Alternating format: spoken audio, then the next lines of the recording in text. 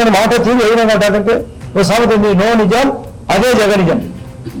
బాయనండి, no నిజం అదే జగనిజం. అంటే అబద్ధాలు చెప్పడమే ఆయన ఆయుధం.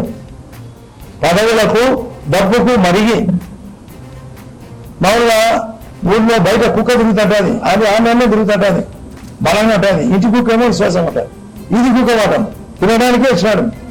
ఈ రాష్ట్రాన్ని నాశనం చేసడానికి ఇచ్చాడు. ఒకసారి ఇచ్చారు కదా, అయిపోయింది కదా. ఒకసారి సాధించుకో రాజకీయం.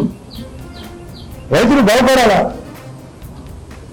అరటికి రకరకాలుగా ఉత్సాహంగా ఇన్సూరెన్స్తో పాటు ఇన్పుట్ సబ్సిడీ అక్కడ పోయి అధికారులు చెప్పడం కాదు, మేము చెప్తున్నాం.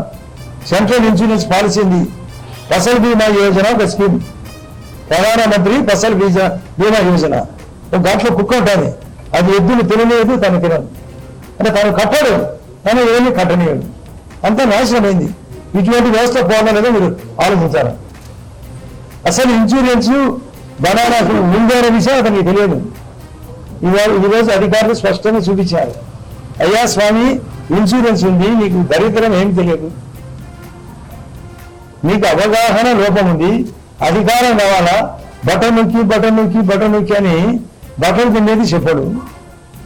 అందరికీ బటర్ మిల్క్ పంచినాడు, అది నీళ్ల మధ్య అని చాలాసార్లు చెప్పిన.